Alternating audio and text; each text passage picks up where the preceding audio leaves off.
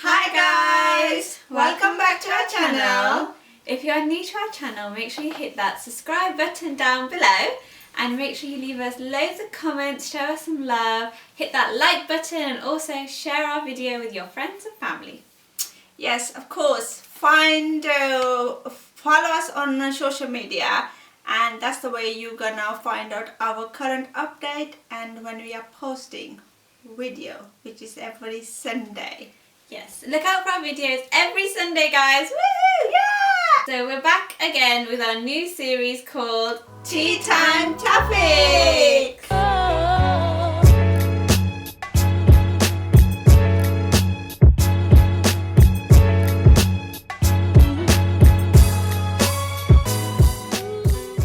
Okay, so let's get going with our topics. So the first topic is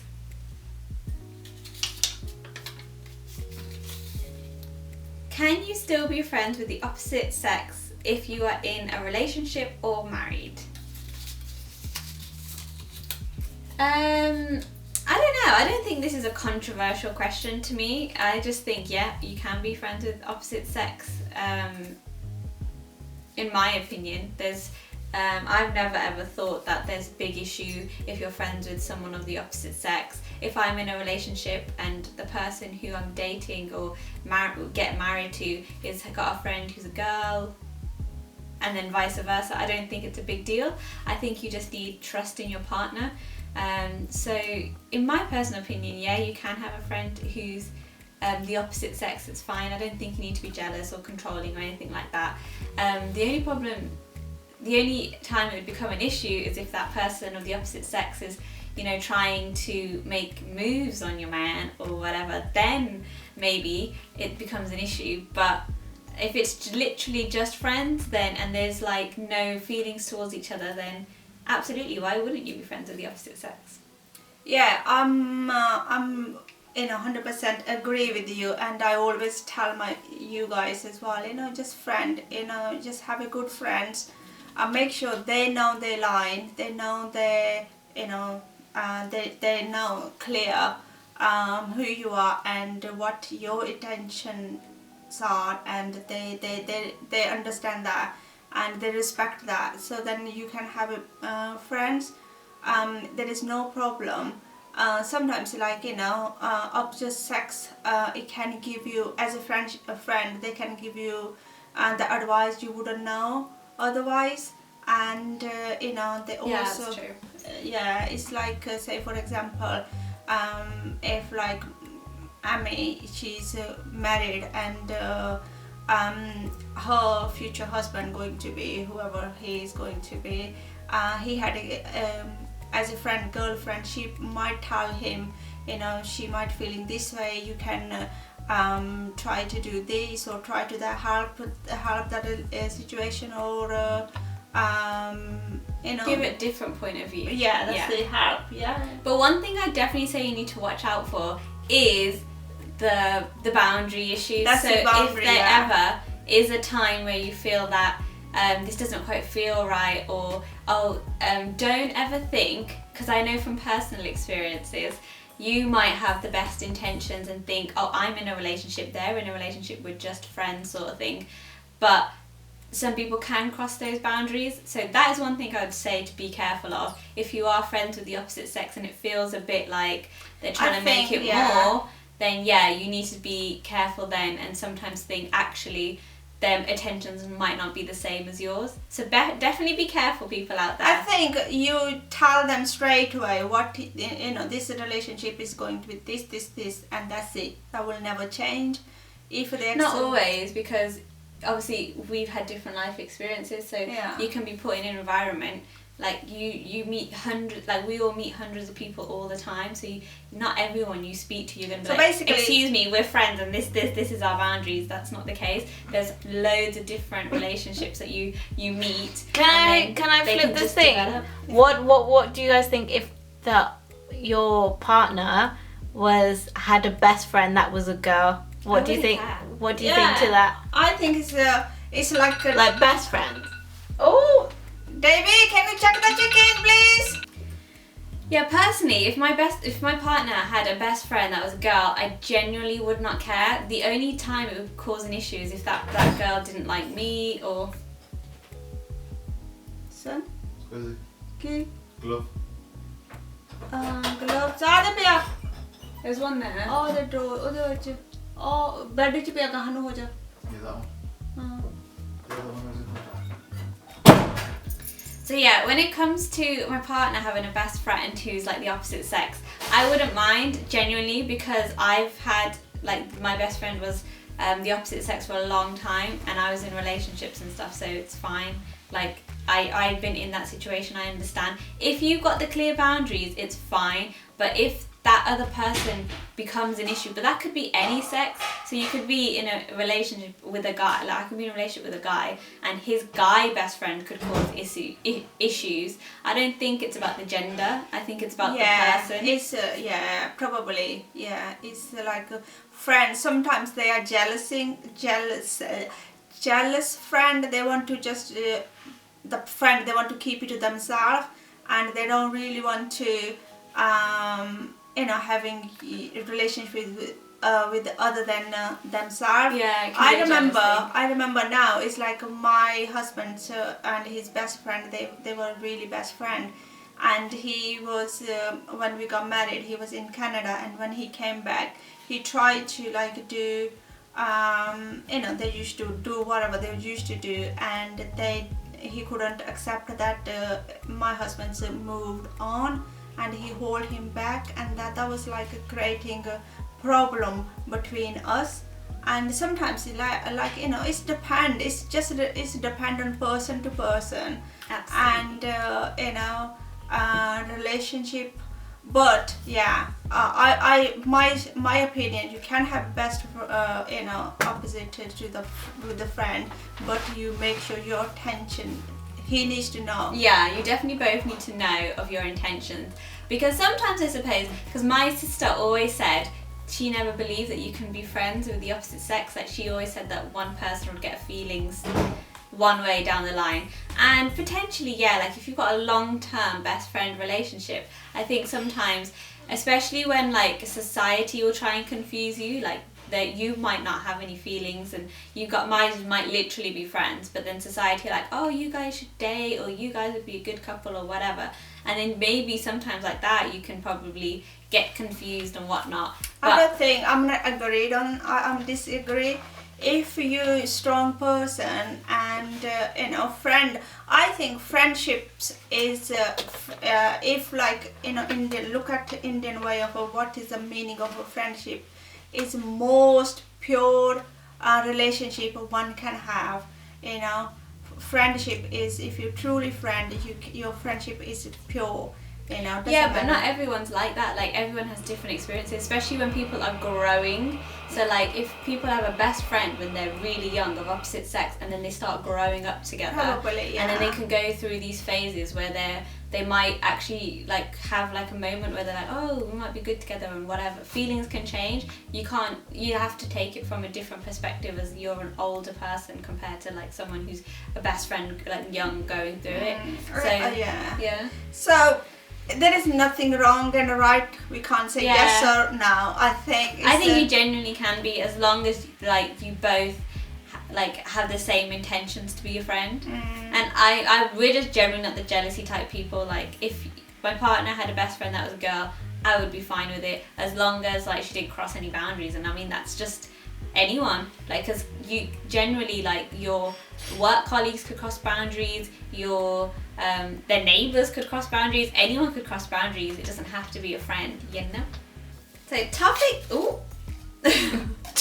number 2. They're just jumping out today. Okay. Go on, Mum, do the honours. Okay, let me try to read. But oh my gosh, I don't want you to hurt your eyes, to be honest. Okay. Yeah. Right then. What characteristics do you think are necessary for a strong relationship, and do you possess these characteristics? I think trust. Apps. That is like, for me, the fundamental be-all, end-all. If you don't have that one thing, then just don't even bother, is trust. That's the only thing that I think is like the key, like groundbreaking. If you don't have trust, then just leave that relationship right now, right this second. Oh my god. Get out. Because that will just cause so many arguments, so much pain, so much unwanted thoughts that you could just drive yourself crazy if you don't have. I've seen it so many times, and I'm just like, trust, man, trust. If they give you a reason, this is what I've always believed. Trust. Go out there and trust people. But if they give you a reason not to trust them, then cut straight out your life, gone. But until they give you a reason not to trust them, you have to trust them. Does that make sense, or is that crazy? No, it's not crazy. I think trust, people do not have a trust. I think trust and jealousy is two goes side by side. Yeah, people that's true. who are Could be. jealous, they can become untrustworthy. So because they're jealous, they're always gonna bring negative thoughts in their mind, and that's gonna cause the trust issues. So if you have a trust, doesn't matter. So if like my husband, if goes out, I don't care. I just do not care what he does. Or I know in my heart, I'm gonna give my love to him, and that's the most important thing. And if you're loving the person, doesn't matter where they go, they will bloody gonna come back to you. That's the thing. They'll always come back home. Yeah, and even you wanna kick them out, they still wanna come back to you. So just you love, you trust, you just be free, and the person will never gonna leave you. Yeah. That's my experience. Yeah, And I think, like Mom said, I think trust is the fundamental, and then as well as that, you do need the other two. I think are really, really crucial is love and communication. That's So it. I think if you haven't got love, so there's a difference between loving someone, say thinking you love someone, but then showing it. So you have to give love, like affection, say nice words, be caring. Ooh. Oh no. Uh-oh, we've got a spillage. They're literally jumping wild today. We are exciting about it. We are excited. Love is in the air. We're wearing red. But no, yeah. So I think as well as like being in love, you need to show it. And I think a lot of people, say they fall out of love, or sometimes they can push their partners away by being closed, or you can get stressed or whatever. But I think what I learned from my parents' relationship is that you always need to show that love to each other. So like just simple things like hugging and kissing, like just never lose that. And like, years down like when you first get together and it's like exciting, you have to work on that years and years and years later, because you got to keep that spark alive. So I think love's really important, and then communication. Like our family talk about everything, don't we, Mom? We do. So what do you think about that, Mom? I think it's like make sure build your trust with the person who are you with, and you get his trust and he gets your trust. Build up your relationship on that. That is the foundation of your relationship. And then take out of the jealousy, negativity has to go. Nothing has to go. No, always just stay positive. Doesn't matter if people, your partner made a mistake, so what? He's or she's or whatever, is a human. So just forget it, let it go. Move on. You are important, and be a bigger person and let go of things, and you gonna feel good. Your relationship will gonna improve, and you will be in a better place. Yes, I agree.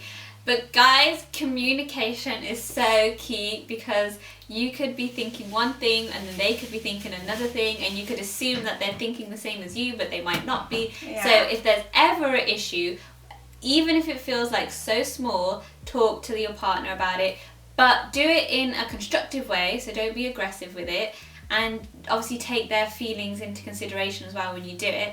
But what I've learned is like small things can grow, and like so many married people speak to me and say, you know, what's small now will be 10 times worse when you're married.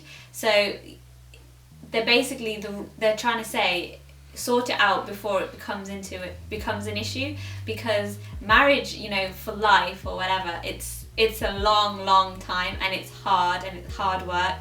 So if you really want to commit to someone, you need to understand that communication and working through your issues is really important. Like, it's hard work, guys, relationships. And when you're young, my personal opinion is just be free. You don't need to be tied down with that. Just find yourself, be free, live your life, because relationships, marriage and all that can come later, and once you're in it, like, you're in it. So and I'm gonna give you a tip, best tip, what I had. You know, if like you got any issues, have a journal, write down something before you speak to the person. All your emotions, all your anger, all your whatever your frustration you are feeling, it'll go and filter out. And then these days you got like phones, you can just text the person, and you know, but do not text exactly you are feeling. You might be feeling really angry, whatever. So if you filter it down, and then like you said, write something constructively, nice and positive, and then just and then move forward. Like, once you've talked about it, let it go. Don't let it bring go up again, and move on with your life. Learn that. Yes, and yes, and yes, and yes. Next topic is whoopsie. Got a bit aggressive there. Yes. Okay, another relationship one. Should you give your spouse access to all your social media accounts, passwords to your phone? I would say, can I go first? Go on then, mother. I would say, now, first build your trust, and it's very hard to say, but like my daughter, she was telling me the story, and her boyfriend or whatever, he went and he just he closed other people's accounts, so she cannot have access, and they blocked you their girlfriend's accounts or whatever, so they can't access to her, or doing stupid stuff. Like at the beginning, if you're going to have a new relationship, do not give your something, you need to be in control. Just girl or boy, whatever, that's your personal choice, your personal space, and your personal Freedom. Freedom. I definitely agree with that. I would right now never give my passwords or anything like that to anyone, relationship wise, because I feel the same as Mom. Like, there's a certain level of freedom and personality and personal space that you always need to have. I think ever, actually, never say never, but I would say ever, even when you're married, because okay, you're married, but it doesn't mean you're one person, literally. Like, you both need your own freedom, you both need your own space. Sometimes things can look bad out of context as well. So looking through messages or like looking at different random people, they don't know what's the score. They don't know, like, if someone leaves you a comment or like gives you a message or something, they might be a complete stranger, but then that other person could assume that you know them, or you're talking to them or whatever. I just think is a bit dangerous. Like we said before, if you've got fundamental characteristic which is trust, you don't need that. However, if it's just like you give each other like your phone password just to be able to get in to make a call or something, say like you're in a relationship and then you say, oh, can you call my mom please, like, and you're driving or something, and then you just say, oh, give them the password or whatever, then yeah, I suppose that you can give the password for that sort of thing, just to get in. I don't know, but I don't think it should be like a thing, like to give your password so they can have access to your account all the time. Like, yeah, but it's like it's not needed. I don't think. Like now we have. Everybody knows my passport in my house, so that's not a big issue. But in a relationship, if like you are at the beginning. If you're at the beginning, then absolute no, because you cannot trust anyone, guys. No. Do not trust a single soul. Even when the ring is on the finger, things can change. So just make sure. Build up first. Yeah, build up your trust with that person. Don't fall crazy in love. Always remember to look after yourself first. Number one priority is yourself. Okay? We're not taking, we are saying, Protect trust, yourself. Yeah, protect yourself. We said, trust is the fundamental, important in the relationship. Yeah, but then you need your space as well. That's very important. As a person, he or she, they do need a personal space, and that comes into different category. Yeah. So is that clear? Next topic is, what is your favorite item of clothing and why is it your favorite? Oh. Like, do you mean like favorite piece, like your clothes you've got? Yeah. I don't know, guys. I absolutely love clothes. Like, I love clothes. Like, I could literally buy a new piece of clothes like every week and just be so happy, because like I love different stuff. Like, I don't like to just look like one way. I like to like different vibes for different moments. So like I might be feeling summery and casual, or I might be feeling really like smart and sophisticated, or I might be feeling like, really cozy and warm, or just like different, or I might be feeling really sexy. But it just depends on the mood. So like, I really don't think I've got one item of clothing that's like my favourite. What would you say? Let me think. Item of clothing that's like my favourite. I don't have a favorite either. I do have a favorite. I like loose clothes at home. Not like what do you call them? Casual clothes. Casual, baggy, t-shirt and loose. Yeah, that's true. We like to be really we look like literally homeless people at home, I would say. Like, we look so scruffy. Like, we don't have like a middle zone. It's literally like homeless or nice. Yeah, I like the homeless one when I'm at home, because that's like you're free, you don't care, and you just enjoy. That's my favorite. But also I like to dress up, and if I do dress up, I go for it. Yeah, I would say my favorite item, like clothing item, is like a blouse, like blouses. So I would recommend to everyone to top up your wardrobe with a nice blouse, because I feel like it's such an easy item to accessorize, and also an easy item that you can wear in so many different occasions and just look like appropriately dressed. So you can wear a blouse to work, you can wear a blouse to like a bar, you can wear a blouse on a date, and you can dress it up, dress it down.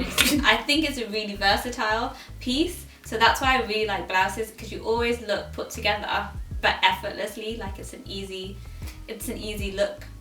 Yeah. So I know, Mom, you said baggy clothes. So what type of clothing is that? Is that a t-shirt? T-shirts, trousers? yeah. T-shirts and the bottom, like Chuggy bottoms. Chuggy. Mom basically likes to wear boys' t-shirts 2 sizes bigger than her. So she literally walks around in like a dress t-shirt at home. Good. And like leggings in it. Yeah. Or those Comfy. loosey trouser things. Yeah. Do you know what? I used to wear my husband's t-shirt at home. I think that's where I probably get used to baggy clothes. I used to use his t-shirts and wear at home, and just be like loose Comfy. and comfy. Yeah. I agree. There's something about when you like step through the door at home, you just literally feel like you need to whip off your bra, like get into, like, you just suddenly feel really uncomfortable in your clothes that you've been in all day, and you're like, I need to get out of these clothes. I definitely get that feeling, for sure. I remember, I'm gonna share this, this little secret of me and my husband. When I used to, when we used to go to a wedding, and I used to dress up and I look really nice, and as soon I used to come home, my first thing I used to just quickly change into the baggy clothes and take all my makeup and jewelry and everything off quickly, just first thing.